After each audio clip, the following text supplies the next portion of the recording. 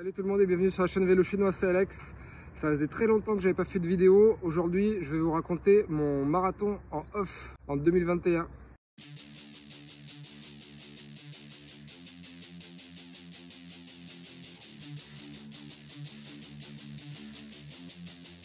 Alors, vous n'êtes pas sans savoir que niveau course et compétition sportive en général, c'est très tendu avec le Covid en 2020 et 2021. Pour ma part, j'ai eu la chance de faire un semi en 2020 et en course à pied c'est à peu près tout et j'ai fait 2 tris.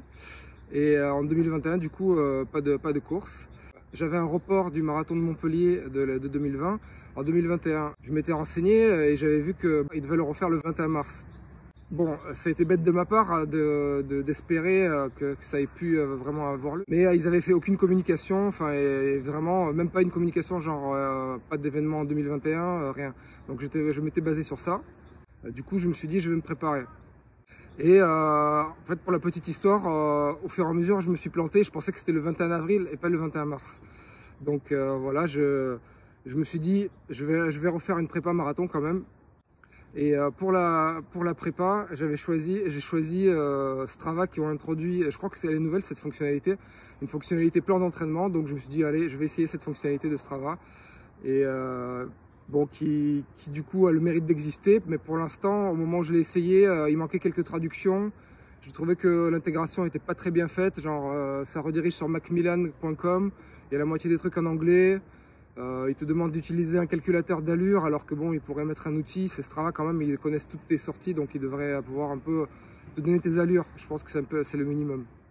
La date approchant, en fait, je pensais que c'était le 21 avril. Et donc la date approchant et voyant les chiffres du Covid, je me suis dit bon, l'événement officiel n'aura pas lieu donc et je me suis dit il faut absolument que je le fasse tout seul comme pas mal de monde le font ces derniers temps, tant pis, je vais pas gâcher ma condition. La prépa s'était plutôt bien passée, même si je suis tombé un peu malade à la fin. Donc j'ai dû refaire 2 semaines à la fin de la prépa. Mais tous les planètes s'alignaient un peu pour que je le fasse le dernier week-end de mars. Et j'ai eu le nez creux parce que ce week-end, il y a le reconfinement du coup, et j'aurais pas été bon au niveau de la limite des 10 km et tout ça. Et donc je décide de le faire sur une partie du marathon de Montpellier qui fait le tour de la mer, qui du coup je vais devoir faire 2 tours, mais c'est pas grave, c'est un terrain que je connais bien et c'est plus plat que le vrai marathon de Montpellier. La date approchant, j'ai fait mon traditionnel effort sur la bouffe et j'ai réussi à perdre quelques kilos, donc j'arrive aux alentours des 77 kilos sur le jour du marathon. Alors ce qu'il faut savoir, moi ce que je fais c'est que je me pèse tous les jours et à l'approche des courses surtout en faisant attention à perdre un peu de poids, mais souvent je me pèse pas le jour de la course pour pas m'encombrer l'esprit avec ça, genre ah non je fais tel poids, j'aurais pu faire moins. Pour la logistique de la course, j'ai pu compter sur mon ami Patrice qui m'accompagne dans beaucoup de mes événements sportifs et là il a répondu présent une fois de plus pour m'accompagner sur l'événement. Donc il va me suivre en vélo tout le long de mon marathon. Pendant le briefing, on a déterminé une allure. On a dit si je vise 4,05, ce serait un peu conservateur parce que je me sens un peu plus en forme. Mais si je reste comme ça le plus longtemps possible, ce sera un bon point. J'ai analysé un peu mes courses d'avant et j'ai vu que bon, c'est le deuxième semi-marathon de toute façon qui est déterminant. Et donc on s'est dit qu'il faudrait que au moins sur le premier semi, une allure conservatrice, ce serait moins de 4,05. Pour l'alimentation et le ravitaillement, je lui ai donné 2 gourdes de vélo. Donc vu qu'il était avec son vélo de route, enfin, il a juste mis les gourdes et il m'en donnait une quand je prenais un gel. Et donc justement pour la stratégie de ravito, j'ai fait ma stratégie habituelle. Je suis parti sur 60 grammes de glucides par heure avec des gels high five que moi j'ai l'habitude de consommer. Donc je vais comme d'habitude prendre un gel toutes les 20 minutes, ce qui me fera 60 grammes de glucides par heure. Et du coup cette stratégie va marcher assez bien, sauf le dernier à la fin quand même, ça commençait à me cuire un peu et je n'ai pas pris le dernier qui serait tombé genre 2 km avant l'arrivée, donc c'est pas très grave parce que de toute façon il n'a pas le temps d'être absorbé et d'être utilisé à cette étape-là. Le jour de la course, j'ai fait comme d'habitude, comme je fais d'habitude, genre je me suis levé à 5 h, j'ai mangé des pâtes, donc à peu près 4 heures avant le départ. Je me suis recouché un peu. Quand je me suis levé et que je suis allé à notre point de rendez-vous, moi j'ai trouvé que c'était moins stressant qu'une vraie course. Je suis allé moins de fois aux toilettes, disons. On s'est équipé, on s'est préparé sur le parking. Et voilà, évidemment ça fait moins de fanfare qu'une vraie course évidemment. Donc on s'est juste mis sur une piste cyclable de Montpellier. On a synchronisé nos montres, déclenché le chrono et c'était parti.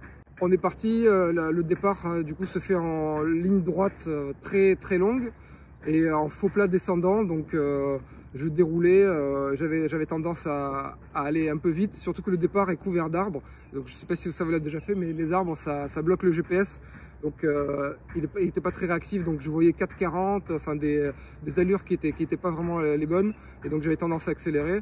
Mais bon, je finis par me stabiliser. 3,50 pour un premier kilomètre sur un marathon, ça va, c'est pas trop rapide encore. Je me suis pas trop emballé. Et donc voilà, le début se passe sous le... Enfin, toujours un marathon, quand tu es préparé, c'est toujours le début. Voilà, les 10 premiers kilomètres, c'est vraiment, tu voles quoi. Donc, pour l'instant, ça va. Kilomètre 3, moins de 12 minutes. Pour l'instant, je suis encore un peu trop rapide. On est passé sous des arbres, donc le GPS captait mal. Mais l'allure, elle est là-dedans.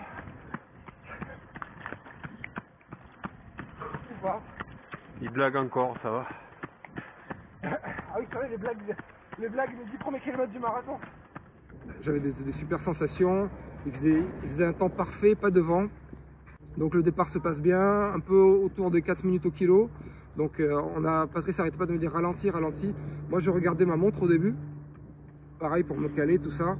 Au fur et à mesure, un peu genre après le 7-8e kilomètre, je me suis dit que c'était plus pratique. J'ai demandé à Patrice de se caler devant moi et de faire le pacer en fait. Et j'ai arrêté de regarder ma montre. Et du coup j'écoutais juste Patrice sur le vélo. Et je lui disais, tu me dis l'allure. Et moi, je lui faisais juste confiance et j'étais à la sensation. Au début, j'ai un peu regardé le cardio qui me paraissait nickel, genre 153, 154. Et je me suis dit qu'à l'allure où j'allais, c'était vraiment une super réserve pour un début, quoi. Donc si ça pouvait rester comme ça à la fin, ça aurait été cool. Donc on passe le 10 km en à peu près 40 minutes. Nickel, enfin un peu plus rapide que voulu, mais j'avais vraiment des super sensations. Alors comment ça va, Alex? On a fait 10 km là déjà. 10 km 40 minutes, ça va. Je me sens nickel. Et on commence à remonter au nord du premier tour, le long du Lez. C'est ici la rivière où je m'entraîne tout le temps à Montpellier. Et là, il y a un peu de vent, mais rien de très grave, mais on sent quand même le vent. Donc rien de particulier à signaler, vraiment super sensation. Toujours l'impression d'être en footing plus, et c'est une sensation qui ne va pas me quitter presque jusqu'à la fin. C'était vraiment génial. Je reviendrai plus tard sur les raisons, sur l'analyse de ma prépa et tout ça, mais de ma perf, mais enfin voilà, c'est une sensation qui me quittera pas tout le long du marathon. C'était vraiment la sensation d'être en footing plus, et c'était vraiment super. Donc on remonte pour boucler le premier tour de mon circuit. Et on passe en 1,25. Donc c'est pas le plus rapide, ça fait je crois 4,03. Je sais pas exactement, bon ça fait, je vais vous dire combien ça fait au kilo. C'est pas mes semis le plus rapide, disons, sur marathon. Mais les sensations sont super bonnes et donc on revient sur cette ligne droite où je réaccélère même un peu. Et c'est parti pour le deuxième tour. Donc là, les jambes sont vraiment toujours nickel. On a passé le premier semi à 1,24. Il est toujours un peu rapide, ça a l'air d'aller. Pour l'instant ça va. Et le vent commence à se lever un petit peu. Le retour va être... Ouais, sur la fin on aura le vent de face. Les jambes ça va nickel. Je commence à avoir la respiration un peu posée. Et un peu début de mal au bout. Cours, on fera le débrief après. On continue sur notre lancée, donc toujours l'alimentation vraiment respectée à la lettre toutes les 20 minutes, quelques gorgées d'eau et on déroule. Sur le deuxième tour, voilà, à partir du du 30, 33, quand on regarde l'analyse, je ralentis un peu, donc c'est des kilomètres en 4,7, 4,8, 4,10, je crois que le plus lent c'est 4,11. Et pareil, là je vois, le cardio augmente aussi un peu, mais ça n'a rien à voir avec ce que j'ai pu connaître sur mes autres marathons, quoi. Donc genre, on est là à 33, 34, et là Patrice me dit ça y est, il reste moins de 10 bornes. Et c'est vraiment super motivant, quoi. Il reste moins de 10 bornes, et à chaque fois il me disait, t'imagines, on est encore à l'allure, et ça motive vraiment de sentir cet état de forme, quoi. Donc voilà, c'est vraiment sur les événements de course, j'ai beaucoup moins à raconter que d'habitude, parce que je peux pas vous raconter avec qui j'ai couru, les ravitaux ou qu'est-ce qui s'est passé. En gros, c'était nickel. J'étais à l'allure, j'étais en forme, voilà. Donc à la fin, quand même, le 35-36, les jambes sont encore bien. Je dis à Patrice, mais j'ai toujours pas de fatigue dans les jambes, mais par contre le cardio, je respire vraiment, enfin déjà en rythme, enfin je parle plus trop. Et sur genre 38 et tout, je dis à Patrice, 38, Patrice me dit, t'imagines, on est encore à l'allure cible. Et là je dis, mais c'est ma best marathon ever, quoi. Et je me focalise sur juste au moins finir comme ça. Je me dis, bon, j'attends les derniers kilomètres pour essayer d'accélérer, mais j'ai vraiment un bon pressentiment. Donc vers les derniers kilomètres, ce qui est dommage sur mon circuit, c'est que c'est des parties un peu techniques où il faut redescendre et remonter sur la digue du Lez et tout ça. Et c'est une partie du marathon où souvent je craque sur le vrai parcours du marathon de Montpellier, ça tombe dans les 35-36. Mais pour moi, là, dimanche dernier, c'était vraiment les 2 derniers kilomètres. Donc je fais ce qu'il faut, je remonte la digue, je relance. Et là, je recommence à regarder ma montre, et là, il restait 2 km, 1 km. J'essaie de réaccélérer, et je vois toujours que les jambes répondent, quoi. Enfin, je suis pas non plus en train de sprinter, mais j'arrive à réaccélérer jusqu'à 4 au kilo. Et voilà, quoi. Ce qui est bizarre, c'est que du coup, là, je vois pas de ligne d'arrivée, évidemment, ni rien. Je regarde juste ma montre, et on s'était dit, bon, je vais pas m'arrêter à 42,2 pour être sûr que Strava valide et que j'ai la distance. Je me suis dit, je vais aller faire 50-100 mètres de plus. Et donc voilà, c'est après un pont d'autoroute sur le long du Lez à Montpellier, c'était mon arrivée du marathon. Donc j'accélère un coup, je regarde ma montre et je m'arrête. Bon, je m'assois par terre, mais vraiment, ça n'a rien à voir avec la fatigue que j'ai pu éprouver sur les autres marathons, quoi. Donc il y a des gens qui me voient m'asseoir par terre, ça va, qu'est-ce qui se passe? Il va s'évanouir, mais en fait, je m'assois sur l'herbe pour me reposer, mais tout allait bien, quoi. Si je devais faire un peu d'analyse sur les potentielles raisons de ce succès, déjà les jambes, c'est vraiment quelque chose de fou. J'avais pas les jambes fatiguées, même après le 35e kilomètre. Et je sais pas si vous avez le titre de la vidéo, mais donc j'ai craqué, je me suis enfin offert des Nike Next %. Ça fait longtemps que donc du coup évidemment que je regarde le marché des chaussures carbone et des nouvelles chaussures de course. J'ai déjà usé 2 paires de Nike Zoomfly Flyknit que j'ai vraiment adoré en tant que chaussures d'entraînement, enfin, et même je les ai utilisées sur triathlon. J'ai vraiment adoré ces chaussures avec une semelle de carbone et le chausson Flyknit, mais pour moi elle n'était pas dans la catégorie des chaussures de course. Donc elle faisait presque 300 grammes, je crois, 270 dans ma taille. Habituellement, moi, j'ai couru presque tous mes marathons avec ce genre de chaussures. Des Racer, c'est des Kalenji qui prennent. Et j'ai eu à peu près toutes les générations de cette chaussure. Je l'adore vraiment pour les courses. C'est vrai que c'est des chaussures qui sont recommandées pour jusqu'à 10 km. Et moi, avant, je faisais le fier en me disant « Oui, bah, moi, je cours le marathon avec, je vois pas le problème. » C'est des chaussures de 200 grammes qui font vraiment, quand tu les mets, ça fait vraiment course. Cette année, je suis passé à l'ère moderne des chaussures de compète sur marathon. Donc vous voyez, elles font le même poids. C'est ça qui est hallucinant, c'est que Nike ont lancé la mode, et merci à eux, et mes genoux leur disent merci aussi. C'est que regardez l'amorti, rien que sans parler de la technologie carbone, regardez l'amorti, la différence d'amorti qu'il y a entre ces deux chaussures.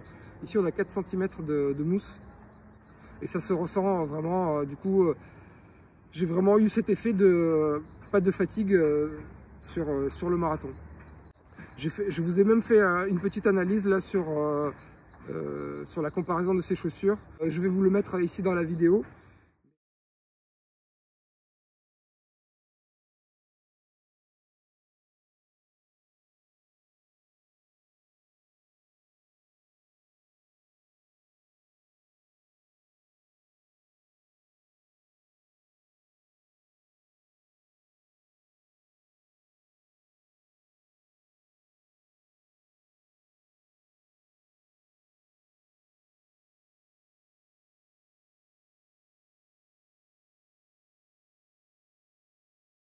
En tout cas, sachez que je me suis vraiment senti super à l'aise. J'ai de la chance, je connaissais ma taille en Nike. Les chaussures Nike me vont assez bien. J'ai des Pegasus 37, donc j'ai les Zoom Fly Flyknit. Et donc celles-là, je les ai achetées dans ma taille. Et je les ai essayées sur une sortie de 9 bornes avant le marathon. Donc ça, c'est pas bien. Je vous le recommande pas. Mais ça s'est super bien passé. J'ai même pas eu une irritation, une ampoule ou quoi que ce soit comme problème avec. J'étais vraiment comme dans des chaussons. J'avais un peu de l'appréhension parce que j'ai lu des choses sur... bon, c'était surtout sur les Alpha Fly, comme quoi ça modifiait vraiment trop la manière de courir biomécaniquement. Et donc des fois j'avais des petites douleurs dans les chevilles et je me disais ah ça y est, je vais plus pouvoir courir à cause des Vaporfly, mais non, ça s'est passé nickel.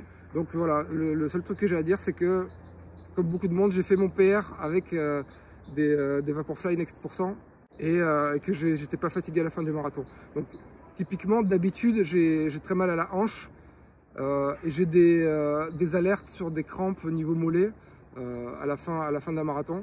Et là vraiment je me suis relevé et presque je pouvais recourir juste après quoi. J'ai halluciné quoi. C'était vraiment super. Je sais pas quoi dire de plus, c'est de la balle. Donc j'avais profité d'une offre sur Iron qui faisait une promo moins 20% parce que le modèle est remplacé. D'ailleurs, elle est déjà sortie, la Next 2.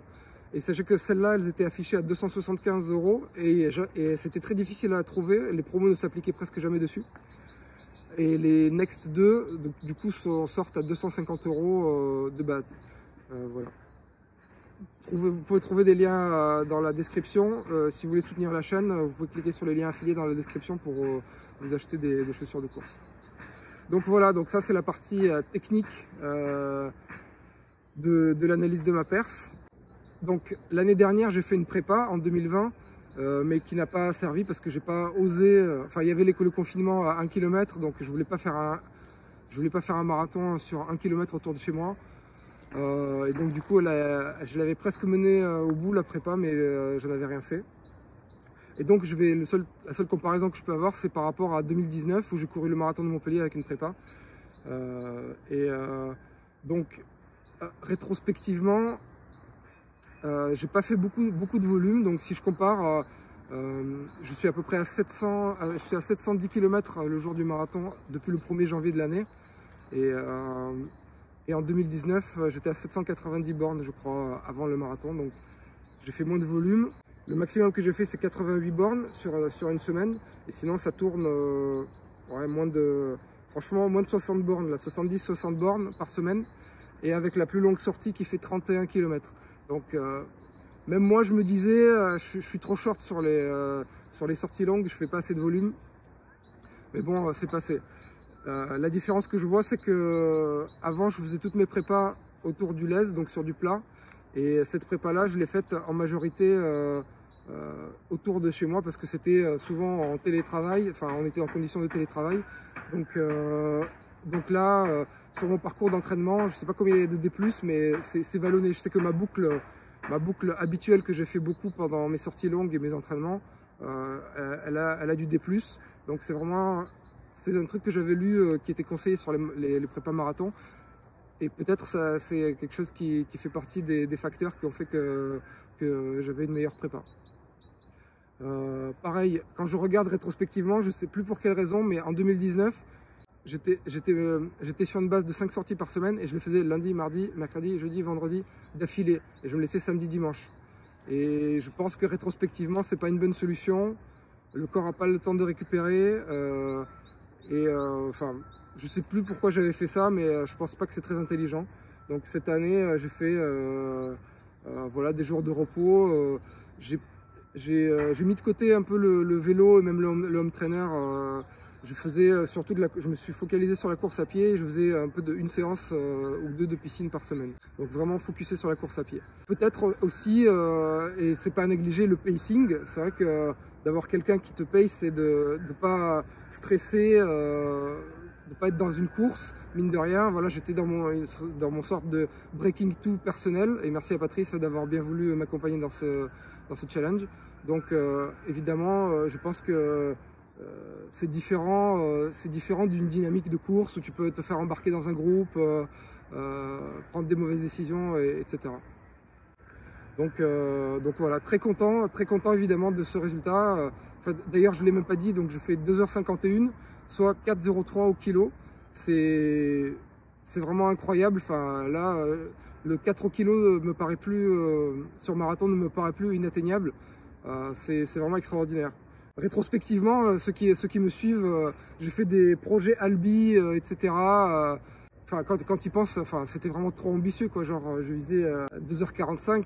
Peut-être un jour je les atteindrai, mais en tout cas, voilà. Là, 4,03, c'est vraiment énorme. Mais surtout, la sensation d'être en maîtrise du début jusqu'à la fin du marathon, c'est quelque chose d'extraordinaire et que j'ai fait 7 ou 8 marathons et c'est la première fois que ça me le fait. Et je suis content d'avoir au moins une fois dans ma vie avoir pu connaître cette sensation et je le souhaite à tout le monde. C'est vraiment excellent parce que c'est pas tous les jours qu'on court un marathon. Il y a toujours cette problématique de quelle stratégie je fais, ah oui mais si je me loupe, c'est pas de sitôt que je vais pouvoir réessayer. Donc je suis vraiment heureux d'avoir pu avoir ça dans ma vie de sportif, c'est vraiment super. Si le Covid ne le permet, il y a le report du marathon de Paris 2020 qui est en octobre et donc je croise les doigts, j'espère pouvoir refaire un marathon en octobre et pouvoir mettre à profit les Nike et ma prépa pour refaire une perf à Paris. Voilà, merci d'avoir écouté ce compte rendu, n'hésitez pas à me laisser vos commentaires et rendez-vous sur la chaîne pour d'autres projets. Allez, ciao!